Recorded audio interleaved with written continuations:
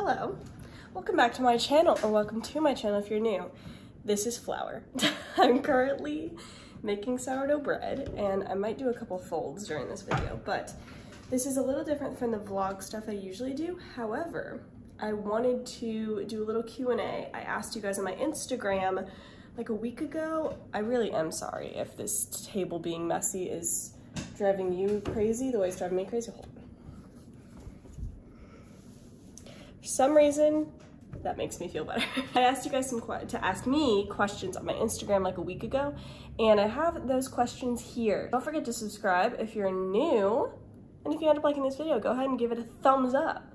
I also have a Patreon. If you're not a patron, you should be. We love it over there. I give a couple extra videos over there every month that only go over there.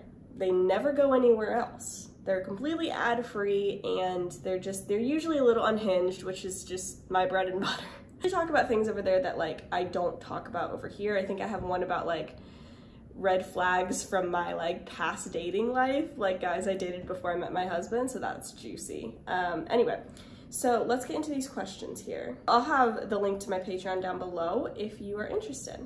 How does a newly married wife become comfortable with giving her body to her husband in intimacy? That's a good question. So this will depend on what your background is growing up. Like if you kind of went through purity culture, what that looked like for you, how the church talked about intimacy with you growing up, how your parents talked about it. There's so many factors that go into this. How do you become comfortable? So like I said, you might be coming into marriage with a vast array of like past. It could also be that maybe you didn't initially save yourself for marriage and then you decided to later, and so then, you know, there's lots of things that go into it. I would say above everything else, definitely pray about it. I would pray about it through your entire engagement, honestly, or if you're not even engaged right now, if you don't even have a boyfriend right now, like start praying now. I promise you, your sex life is worth praying for. Your intimacy with your husband is worth praying for. You can never pray too soon for that, truly.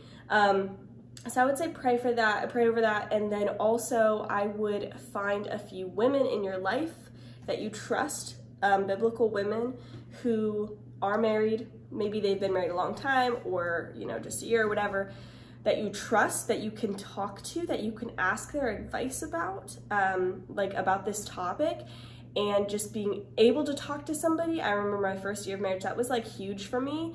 Being able to talk to people, not in like a weird way, but just like in a wife way, just in a wife way of like I had a hypertonic pelvic floor. I never would have known that and figured that out if I hadn't talked to other women. Like I just thought something was wrong with me, which technically there was, but like I thought I was like defected, and I didn't realize that like, no, this is like, it is not normal for you to be in horrible pain when you're intimate with your husband. And I wouldn't have known that if I didn't have people to talk to. So I would say talk to other women, and the more you talk about it, not in a weird way again, but just like in a biblical wifehood way, the more comfortable you'll become with the whole concept. And like, don't put so much pressure on yourself to like be great in the bedroom when you're first married. Like, that's not a thing. You have the rest of your lives, okay? So don't put pressure on yourself. Okay, next question. What led you to a healthier lifestyle? It was a bunch of things, but a lot of it was when I started dating my husband. He grew up having to be very, very healthy because he's had a couple interesting health issues in his life that are very rare and nobody has an answer for. And a couple of them, like one of them is that his, like the left side of his head gets very, very inflamed, and isn't like the temple area, it's not like flat, it's very inflamed if he eats processed foods, things that are too pasteurized, like stuff like that. And so all growing up, and I think there was a couple other things that he, like, basically his parents had him on a very strict diet of like no processed sugar, no garbage, no dyes, none of that stuff, and very, you know, very clean in the sense of like meat and fruit and, you know, raw dairy and stuff like that. And so he grew up like that.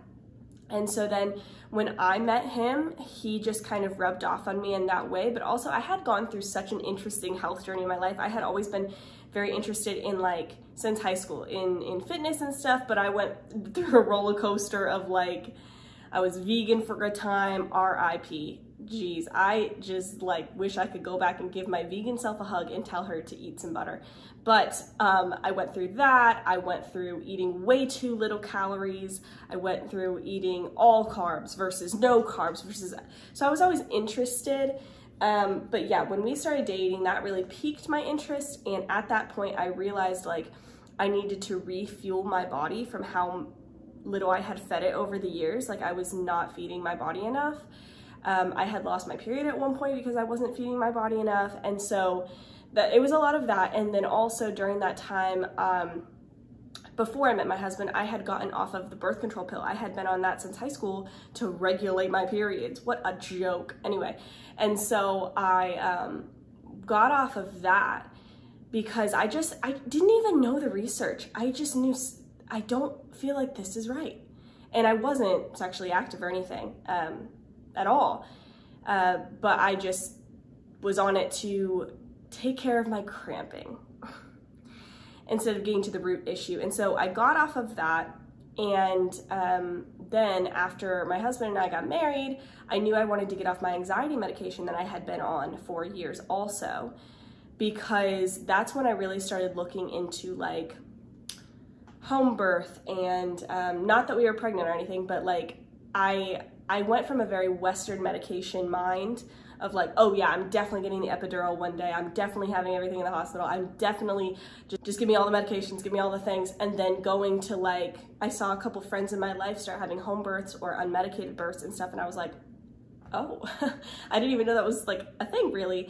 And as I looked into that more, it led me down the path of like wanting to get off my anxiety medication and wanting to get off, you know, wanting to get off of the diet that I had been on, the standard American diet kind of thing, of just like leaning more. I wanted to lean more into real foods and saturated fats like butter and raw milk and all that. And so then that cascaded me down kind of the more metabolic healing route of eating enough protein, you know, not being afraid of food and avoiding seed oils and all that. So it has been a cascade. Okay, anyway, that was a really long like answer, but that was kind of, that's where we are. This person said, I followed you after I saw the reel of your husband in the car. Share more of that, about how that impacted you. Okay, so what they're referring to is the reason I've gotten a pretty big following in the past month on Instagram is I posted a reel of my husband Kai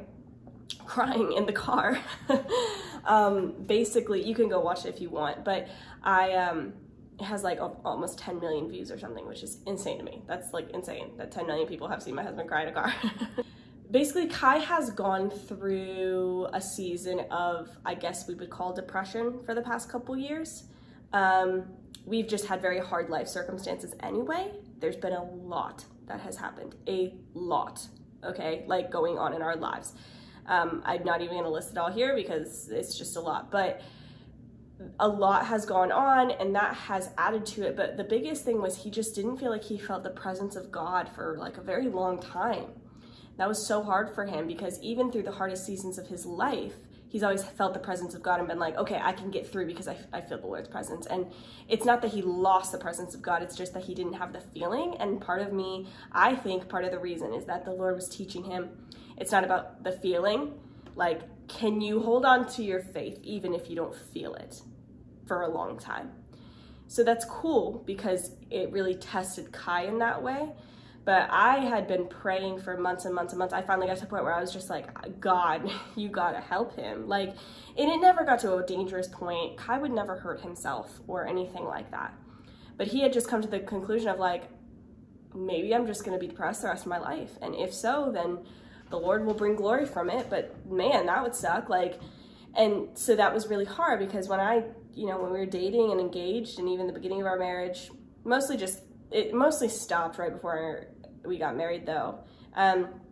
He was really, really goofy, so outgoing, so positive all the time. And then around the time we got married, he started getting really depressed and all this. And so, yeah, the reel was just showing kind of like this breakthrough moment where, and that's the only reason I filmed it, was one, I wanted him to have that on video because it was the first moment that, like, in years, literally years, that he felt like this weight get lifted off of him. And that's why it caused him to just break down and cry. He doesn't cry often. And so I wanted him to have that video forever, even just himself, so that he could know on the hard days, like, God is there and he can lift that veil in a depression sense. And then after the fact, I felt very called to, like, pray about, like, maybe I should post this because there's no way you're the only person who's gone through this. And so I made it into like a little, I like edited it a very raw way. I used the same song in the video that he was listening to in the car when he was breaking down and stuff. And yeah, it was very raw and emotional and just like real life. And I showed it to him and I was like, if you don't want me to post this, I won't, but I think it could really help people. And he was like, yeah, no, let's do it. Like, I want this to be used to help others. So I don't know if they mean how it impacted me in the sense of like how that reel got so many eyes on it, or just Kai having that moment. I mean, him having that moment was huge for me as a wife, knowing I had been praying for him for months straight, if not longer, that the Lord would do something, and then seeing that come to fruition in that moment was like incredible. And then how it impacted, that's insane. That reel, pretty much that reel alone got me like over 42,000 followers in the span of a month. That's wild. That's insane. And that just goes to show there are other people going through this too. And I feel very blessed to be a vessel, that Kai can be a vessel, you know, impacting people for the Lord. That's all I want. So next, this is a nice short one. Favorite coffee order / coffee drink. So I make exceptionally good coffee at home now. Okay, I'm not just saying that. Kai is very, very picky, and he would tell me if he doesn't like something I make, and he's like, this is the best coffee. I would pay $12 for this anywhere. And now when we go get coffee any place, he's like, this is trash. Like, I want your coffee at home. We have a really cheap espresso machine, and so for me, my favorite coffee to make at home is a little bit of organic maple syrup, a little bit of salt, 2 shots of espresso, usually decaf for me. And then I whisk that up like with a little frother. And then, oh, and I usually, sometimes I'll add a little scoop of peanut butter. It's so good. I know, the PUFAs, but sometimes I do it because I love peanut buttery coffees. Sometimes I'll just leave it out. And then I add raw milk. I usually do it iced, raw milk, and then some ice, and I mix it all up. Heavenly. Literally so good. If I have vanilla bean paste, I'll add a tiny bit of that. So freaking good. For Kai, I do very similar, except he usually doesn't have the peanut butter. And sometimes he likes it hot and then with homemade whipped cream on top. If I'm going out, the only place I will get coffee now is a place that's kind of local to us-ish called Onyx and Alabaster. And they're also Christian owned, which is great, but they have a salted caramel latte, and I get that iced, and it's so beyond amazing. Not salted caramel anywhere else. It's because they have a homemade syrup, and their coffee beans are incredible. Get it with whole milk, bada bing, bada boom, best coffee. Bible verse that helped you in a difficult time. Oh my goodness, there are so many, but I'll tell you the one that's helping me right now. Well, there's a couple, but one that's really sticking out to me is in Psalms, where it says, your goodness and mercy follow me all the days of my life. And I looked that up the other day, and this idea that, like, so the word for goodness can also be translated in the Hebrew to beauty, just like beautiful things. And mercy translates to favor. So like beauty, the beauty and favor of God follow me all the days of my life, and really letting that sit in of like, no, good things are happening to me. Good things are on their way to me. Good things surround me. And the funny thing is I've thought about this, like this lie of law of attraction and manifestation that runs rampant. The devil is trying to convince people that they can attract good things to themselves when they can't, because they can't truly attract anything good because it's not of God. And then there's us, who we don't have to attract anything because we already have the goodness. We already have it, not because of us, but because of Christ, because his beauty and goodness and mercy and favor follow us all the days of our life. They surround us. And so reminding myself that like I have the favor of God. I have the favor of the God of the universe. That like helps me get through any hard time. When I get into like a victim mindset or like woe is me of like, why does everything bad happen to me? I'm like, no, that's not true. That's a lie from the enemy. And I'm nipping that right in the bud right now. Goodness and favor and mercy follow me everywhere I go. And everything is happening for me, because it is. Because the Lord works out everything for the good of those who love Christ Jesus. So that helps me. How long do you anticipate it will be before you buy a home? Dude, Lord only knows. Truly only God knows. I mean, I've told this to other people because other people, you know, in good, like trying to be kind, have just said like, you know, what are your guys' plans? Do you know, are you getting closer, whatever? Because if you didn't know, we're living with family right now. So as we save up for a place, because we just can't afford a place on our own right now, given some circumstances that happened in the past. Anyway, but we have several things going. Like we have several balls like ready to roll. We're just waiting for one of them to start rolling and snowballing. Like, and what I mean by that is like, we have potentially like 6 different streams that could become nothing or could absolutely take off. And we're kind of like feeding every single one. And it's just a waiting game. It's just, you know, what the Lord's gonna do. So we're working our tails off and we're sowing those seeds, and we are, you know, watering, and we are hoping the harvest will come, but it's the Lord who brings the harvest. So we are just content in his timing, and we're just hopeful and prayerful about. Sorry, my phone ran out of storage. Okay, next question. Would love to know your filming process, ideas, script, outline, filming techniques. Okay, so I'm literally filming on my iPhone. I used like a normal Sony camera for years. It's still great, but like convenience wise, like even if the quality is a little bit better, it's like not enough for me to go through the hassle of what it was. Hold on, speaking of which, I feel like I need to wipe off my lens. So like with my previous camera, I would have to make sure it was charged, make sure it didn't overheat. It overheated all the time. And if I was making longer videos, it was such a pain. And I would have to take out the memory card and then put it in this thing, and then an adapter to put it in my computer, and then transfer everything. And like with this, I can airdrop. Done. Like I have an iPhone, I have a Mac. I can just airdrop the footage, edit it, put it up.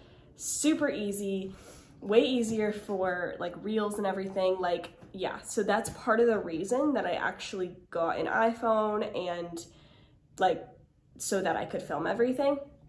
As for like scripts, I used to have outlines for every video when I wasn't doing like vlogs. So like the script for this is just the questions. But like for other things, I would do really extensive research for certain topics, and I just, I still love doing that, but it's just not feasible in this season. So with the vlogs and stuff, I don't do an outline or a script. It's just my daily life. I'll do that more sometimes for like Patreon videos, because those are more sit down videos. For reels and stuff, I do a little bit more, like I'll keep notes in my phone. Every note usually just says reel, and then it's the idea. Sometimes it's really specific, like if I feel like the Lord has given me like very clear like words of what to say, but otherwise it's like a topic idea or something, and I'll just have I have a ton of those on my phone. But yeah, I film and then I edit my YouTube and Patreon videos on Adobe Premiere Pro, and then just upload. For my thumbnails, I'll use Canva, and sometimes I'll use Lightroom to edit the coloring and stuff, and then I'll use Canva, and then sometimes I'll use what it's called, what is it? Procreate if I need to on my iPad, but I usually don't do that. And then for Reels, I edit in CapCut. For like my shorts and my Reels, I'll edit in CapCut.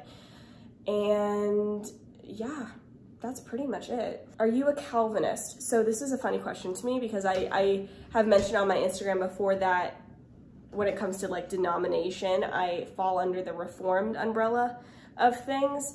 And it's really hilarious to me because I feel like most people, this is the answer I have for this question. If it's what you think Calvinism is, probably not.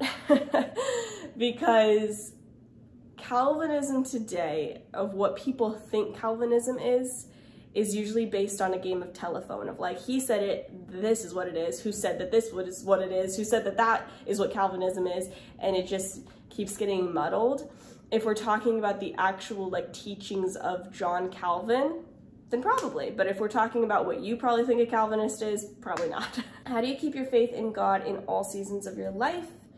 Well, so like when it comes to like my salvation faith, that's not gonna go anywhere. I don't believe that you can lose your salvation. I don't believe there's anything you can do to lose your salvation because it says no one can come between you and the Father, and you're considered a one. Like you can't either. No one can take that from you, including yourself. So if you're saved, I believe once saved, always saved. If you walk away from the faith, then I don't think you were ever saved in the first place. Anyway, but when it comes to like faith as in like hope, like keeping your hope alive, staying positive, and trusting God, it can be really tough. But I try to focus on truth. The biggest thing for me is getting in my word every single day. If I take a day off, a couple days off of being in my word, I notice it in myself immediately, especially in the hard season that we're in and have been in for a while. Yeah, that's a huge deal for me.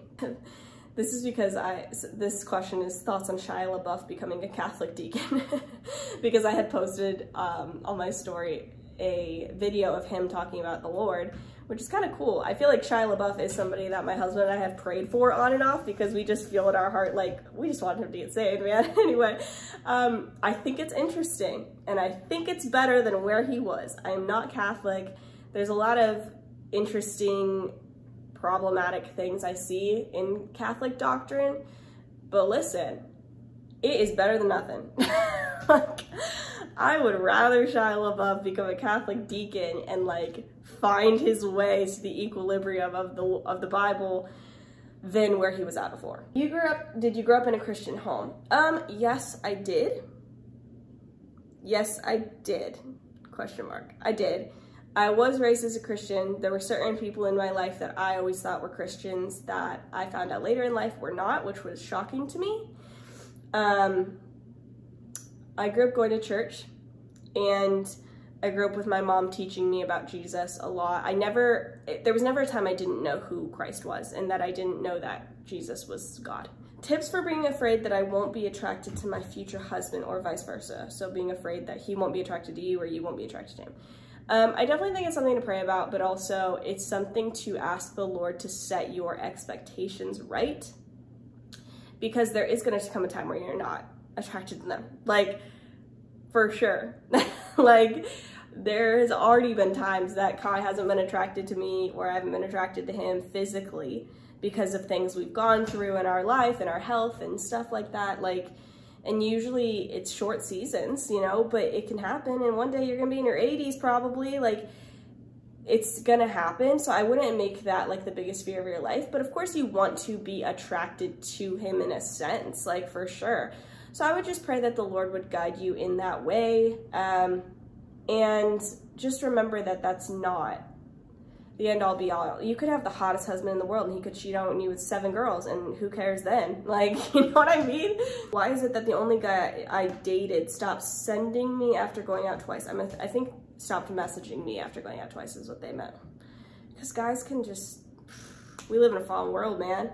Try to see it as the Lord's provision and protection. If a guy is that immature that he's not even going to give you any kind of closure or like conversation, then you don't want him to be the father of your children one day, I can tell you that. Modest style slash leggings and gym wear as a Christian ? So I think they're asking like kind of like my thoughts on gym apparel and if it's modest and like what I wear and stuff. I think modesty is it's a tricky subject because I never want to be the person that like gives you permission to wear something that isn't modest for you. But also I do think it is kind of a gray area for some people. Like for me, I have absolutely no issue wearing leggings. I've never had issues wearing leggings. I usually don't wear just like a sports bra. Like I have this sports bra that I've worn once at the gym because it was so hot, but it's more of like a tank top sports bra. Like it covers quite a bit and there's just like a little bit of my midriff showing and then my arms. That doesn't bother me. But like for me, I don't want, not that I have much cleavage, but I don't want to be showing cleavage. So that's something that I keep as a boundary. Tight clothes don't bother me, like wearing leggings doesn't bother me. My thing is like, I am not trying to get other men's attention. If I put something on and I immediately feel uncomfortable, like, ooh, this is gonna look a certain way, then I change. But if I genuinely, like, or of course if I'm convicted, that's kind of like the convicted aspect of it. If I'm putting on something and I don't feel convicted, then I don't change. And like, I know some people will say, well, then you're just wearing whatever you want and saying you're not convicted. I have a very strong conscience. I'm gonna tell you that right now. I go too hard sometimes, okay? So for me, I promise, if I'm convicted about something, I'm not gonna wear it.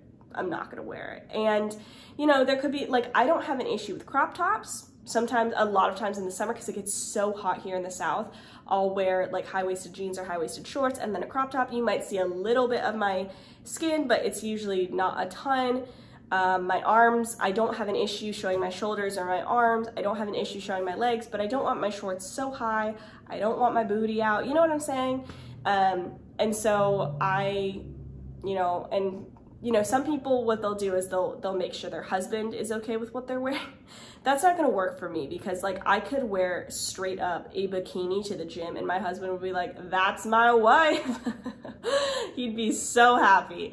And we've talked about this. He knows it's not a good thing, but I'm the one who has to rein him in and be like, no, I don't feel modest in this, so I'm not gonna wear it. Favorite Bible character and why?